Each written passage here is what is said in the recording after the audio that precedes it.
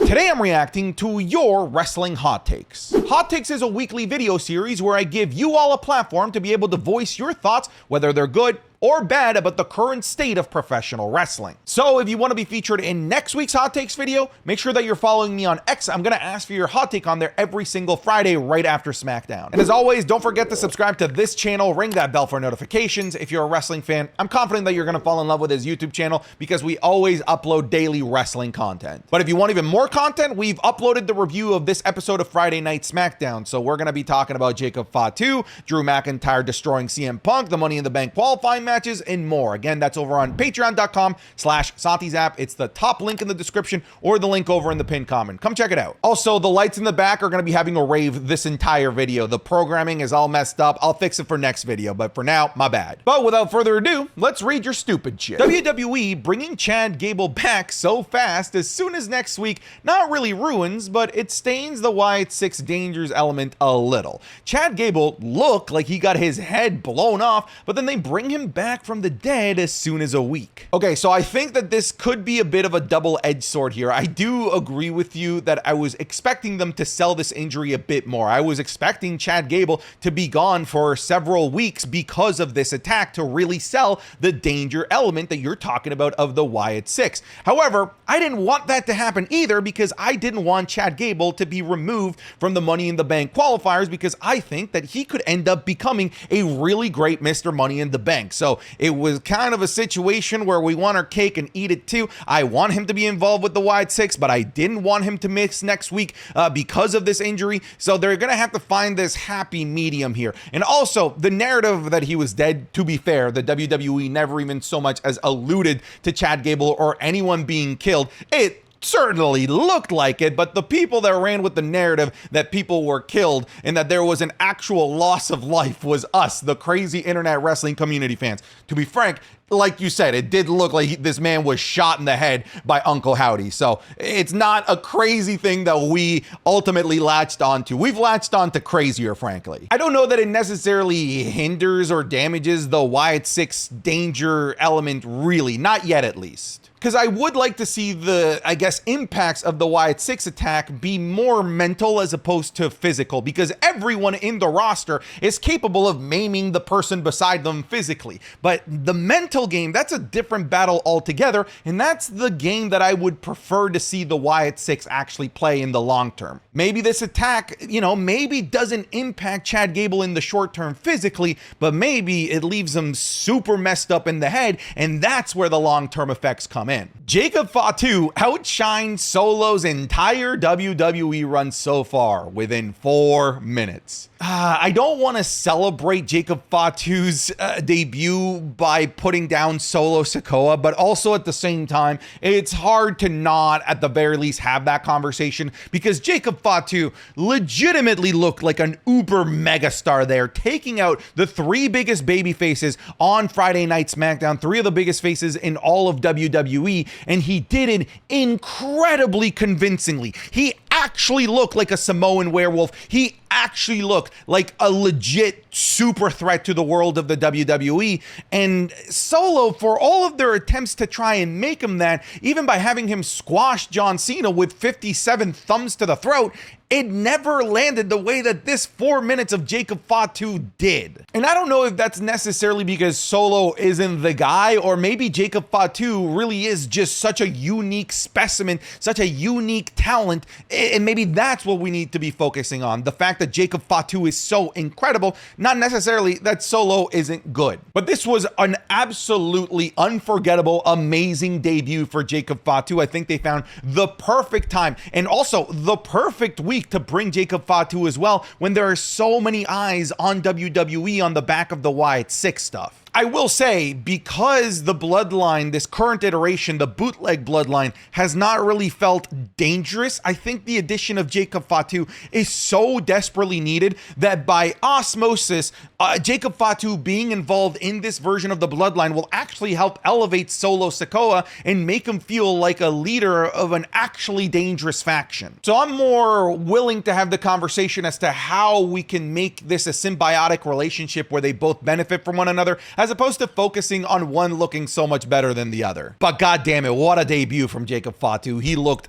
absolutely incredible. This was the best week in professional wrestling history. Hands down. Joe Hendry, Jacob Fatu, and the Wyatt Six are all draws. Every single flag show of the WWE was definitely hitting every single cylinder this week. Like you said, the Wyatt Six stuff on Monday Night Raw, but it wasn't as if that was a one-trick pony for Monday Night Raw. The rest of the episode was genuinely fantastic as well. The Drew McIntyre stuff, the Money in the Bank qualifying matches, Seth Rollins returning. There was a lot of stuff aside from the Wyatt Six that was really good and made it on its own a good episode of Monday Night Raw. But then you add on the Wyatt Six stuff and it becomes a legendary episode of Monday Night Raw. Same with the Joe Hendry stuff. It was a pretty decent episode of NXT. You tack on the Joe Hendry stuff and the fact that Frankie Kazarian was there, TNA it has fully invaded TNA, and it makes it a legendary episode of NXT. And then here comes SmackDown as well. But just like Raw, it wasn't just about Jacob Fatu, because the CM Punk stuff and Paul Heyman and the Bloodline was great. We had the great qualifying matches, Chelsea Green qualifying. We have CM Punk getting absolutely destroyed and left bloodied by Drew McIntyre. There's so much good stuff about not just the main, three-headed beast that you mentioned, Joe Hendry, Jacob Fatu, and Wyatt Six. Everything about WWE programming this week was already good, but it was accentuated by the appearance of these three really important figureheads in professional wrestling right now. I don't know if it's necessarily going to go down as the greatest week of professional wrestling. I think I need a little bit more time to digest it, but it was certainly an absolutely legendary week for WWE fans. This was such a good week to be tuning into WWE. As much as I love his work, WWE is not doing any better than AEW with Andrade. All he has done is tag and jobber matches. His recent Money in the Bank qualifier showed that he is capable of being a main event superstar. I hope he wins Money in the Bank, or at least does good in the match. I don't know what you're talking about. That's our speed champion, all right?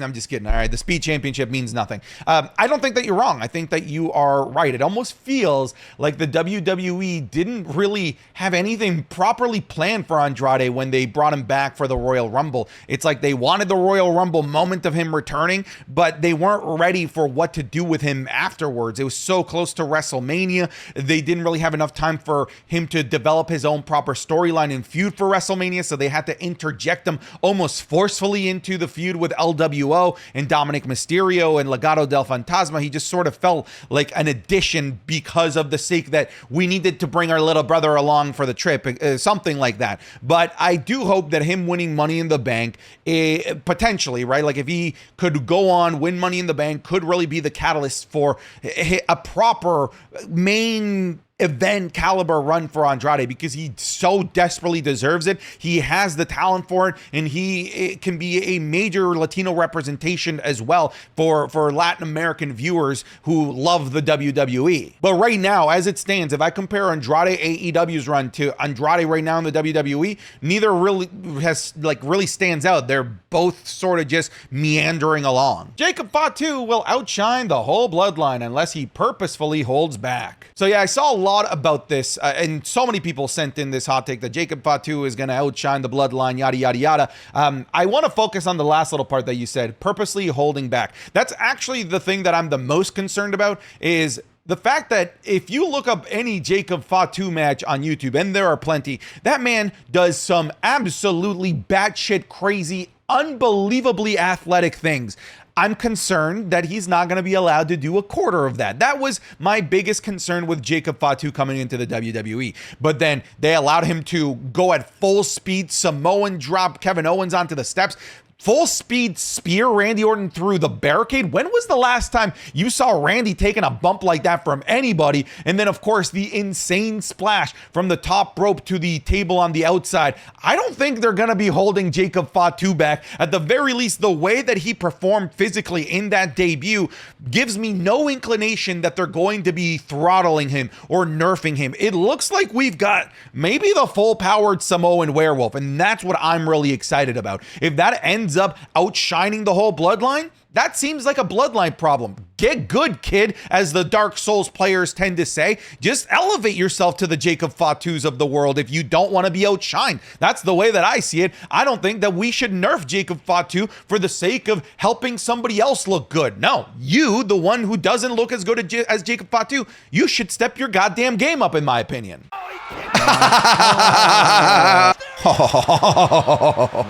This makes me so happy. Oh, no! Oh! That was a sneak preview of this week's Wrestling is Cool Match Club, which is exclusively available over on patreon.com/SantiZap. This week, we're looking at Kurt Angle versus Rey Mysterio, SummerSlam 2002. Abyss versus Sabu in a barbed wire massacre match. The famous Firefly Funhouse match between The Fiend Bray Wyatt and John Cena. The WrestleMania 22 Classic between Kurt Angle, Randy Orton, and Rey Mysterio. And the Indie Darling ladder match between Kevin Steen and El Generico. Not only that, but on the Patreon, you get the Raw review, the SmackDown review. You get so much more content. Come check it out. It's patreon.com/SantiZap. It'll be the top link in the description or the link in the pinned comment. Come try it out, even if it's just for 1 month. I'm confident that you're really gonna like what's over there. Okay, now back to the video. Joe Hendry being eliminated so early was actually a good thing. He now has a reason to come back to WWE and can make a good storyline out of how Shawn screwed him over. Look, I will say I can make an argument for both. I was really not happy, and I had a bit of a sour taste in my mouth with how quickly they got rid of Joe Hendry, because I felt like everyone tuned into that episode for Joe Hendry. This is what we came for. And I felt like we were a little bit duped. It kind of felt like we were a tiny bit left with blue balls wanting more Joe Hendry.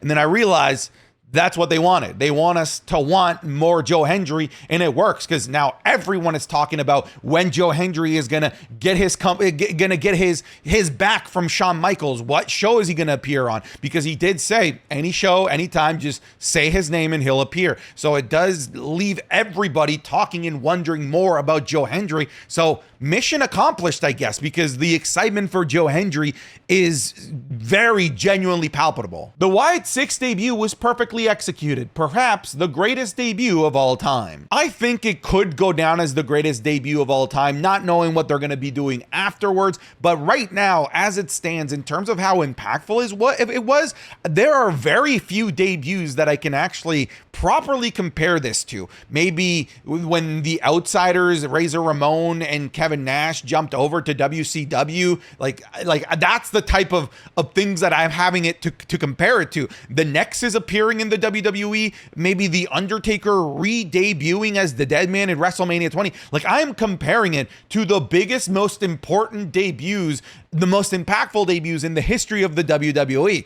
That's a huge win already. Like, this early on, we're already holding that debut into such high caliber. But yeah, that was probably one of my favorite debuts that I've ever seen ever in the WWE. It was just so immaculate. War Games, New Bloodline versus Roman and Company is gonna hit like crack. I almost wish that they hadn't already used the Bloodline Civil War moniker, because they could run with Bloodline Civil War Games. You know, it could have worked so well. WWE, hire me as part of your marketing team. I'm coming up with such good shit for you. But it does sort of feel like that's where they're gonna go, right? We kind of are starting to see the lines being drawn. We see Bloodline 2.0, and now we're going to need to start figuring out who part of Team Roman is going to be. You can presume it's going to be Roman, the two Usos, and maybe Sami Zayn. We shall see either way. I cannot wait for what's to happen in the WWE leading into Netflix in the fall. I think they're going to do some crazy memorable stuff. Carmelo Hayes should win Money in the Bank. It would establish him as a big name on the main roster. I would be concerned that this might be a little bit too quick, kind of like Austin Theory. I don't want them to be that quick with somebody like Carmelo Hayes, but maybe being that quick with Carmelo Hayes would work in his particular character and what kind of wrestler and the Weasley type of human being that he can be. Maybe it works. The one thing that I guess I'm concerned about with Money in the Bank, I don't even think that this is a Carmelo Hayes thing, just maybe Money in the Bank in general, is that it almost feels like the winner of Money in the Bank, until they take this title off of Cody Rhodes and remove it from it being involved with The Rock and the Bloodline, it almost feels like whoever wins the Money in the Bank briefcase almost by default has to go for the World Heavyweight Championship, because that seems to be the one that's not tied up to super uber long-term storytelling. So somebody like Carmelo Hayes, if he wins Money in the Bank, and it was the same thing with Damian Priest. I never once considered Damian Priest to be a threat to Roman Reigns and ever cashing in on Roman Reigns. And I would see that also with Carmelo Hayes alongside Cody Rhodes. He would never once ever be a proper threat to Cody Rhodes. So I think this is maybe one of the things to keep in mind when we talk about these Money in the Bank winners as well. I think TNA and NXT working together could lead to some kind of match down the line where it's Team TNA and Team NXT. This would be super fun to see and would be great for each brand. I think that's what you have to do if you're going to build up to something slowly, which it seems like they are. They're not fully opening up the faucet of TNA and NXT flowing between each other, but we are seeing the trickles already, and hopefully this trickle eventually becomes just a full open door for talent to be able to cross in and out. We had Tatum Paxley over in TNA for their pay-per-view. We had, of course, Jordan Grace coming over for the NXT PLE. We now have Joe Hendry, Frankie Kazarian, and TNA has a ton of familiar faces to the world of the WWE that could be instantly recognizable on NXT TV. They have an NXT champion in Nick Namath over there as well. So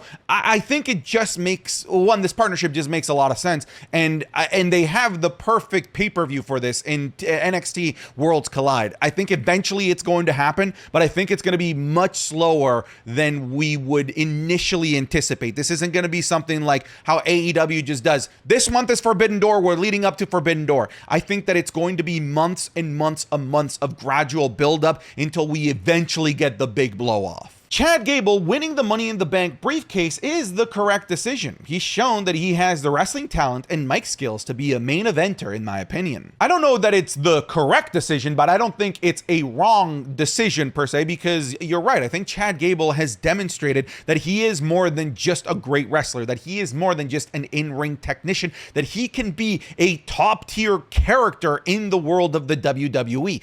That is frankly what was missing from Ricochet. We always knew Ricochet was great in the ring, but what can he do to get us excited for his matches aside from just in-ring match quality? That's what Chad Gable has finally figured out. It took him a long time, but something has finally clicked, and he is the entire package now. Him winning Money in the Bank isn't crazy, is not a bad idea. I'm kind of here for it. Roman's title reign kind of spoiled people. Wrestling is better with multiple title reigns rather than one person holding it for years. I don't need that again for a while, even when Roman comes back. There's too many people who deserve the title. I think that you're right in this sense. I do think that the Roman's title reign, I don't know if it's necessarily spoiled people, but it's definitely changed the expectations of what a successful champion is. Before Roman Reigns, we considered somebody to be a successful main eventer, a successful champion based on how many times they won the belt. Now it seems like the measure of success, because of Roman Reigns, has been shifted from how many times you win the belt to how long you hold the belt. So now if you have these champions that only hold for 4 or 5, 8 months, I think that because of Roman Reigns, some people are going to start thinking that those are failed championship reigns, that they were a transitionary champion, when that at a time before Roman Reigns was just the norm. And I think that we should embrace that potentially coming back. Like you said, not every championship reign needs to be this record-breaking affair. Personally, I'm worried that the Wyatt Six are going to fall flat. Hopefully I'm wrong though. I hope that you're wrong too. And I was pessimistic about them as well, because it didn't have what I consider to be the genius of Bray Wyatt leading it. However, after that debut, my concerns are completely out the window. That was such an amazing first step to take in the world of the WWE that I don't genuinely think you could possibly mess this up. Maybe under Vince McMahon, I would be thinking entirely different, but under this new regime, this era that refuses to give up on things, look at the Judgment Day. They sucked at first. How many people demanded that they break up? And they didn't, because Triple H kept trying and trying and trying until it eventually finally hit. And I don't think that the Wyatt Six are going to be dealing with the early onset like mistakes. They've already started off incredibly strong, so I see nothing but success, honestly. Heyman is carrying this Bloodline 2.0 storyline. He is the only thing keeping me interested in this storyline, although Jacob Fatu will add a lot for now. Oh, absolutely. Paul Heyman is the guy that's been carrying this from a story narrative in terms of who you want to get emotionally invested in. This whole free Paul Heyman bit, it's true. That's how I feel. I feel like he's a hostage in a situation that he doesn't want to be in, but he has no choice to be in it. But his emotional acting, his facial expressions, the way that he walks, the way that he's gone from this super confident peacock to this little puppy dog with his tail between his legs is sad. And I just want to give Paul Heyman a giant hug. His acting has been absolutely top notch throughout this time. A Chelsea Green Money in the Bank and main event push would bring a lot more eyes on the women's division. I don't know how it would necessarily bring more eyes on the women's division. I think the women's division has lots of eyes and is doing quite well, but I do want to see a Chelsea Green Money in the Bank victory and main event run, just because she is such a unique character that's a bit of a callback to the old school divas while also having the current day ability to really go full out in the ring as well. I think she could be this Carmella-like Money in the Bank winner, where she not only uses her ability to wrestle because she's great, but her ability to politic, her ability to cheat, her ability to manipulate people in authority, like of course the managers, like the referees themselves, her ability to leverage Piper Niven. I think that she could be such a great like weaselly champion. And I feel like it's been a while that the women have had that kind of champion. I think they could really benefit from a Chelsea Green like championship run. Seth's return was kind of overshadowed due to the Wyatt debut and should have happened sometime else. Dude, 100%. I at points genuinely forgot that Seth Rollins returned because of how much we were talking about everything else that happened in the show, Drew McIntyre quitting and the Wyatt Six. This is why that episode of Raw was just so big and so good. It almost feels like they brought back Seth Rollins maybe a bit too quickly, maybe before it was even properly planned. I don't know. I was starting to get concerned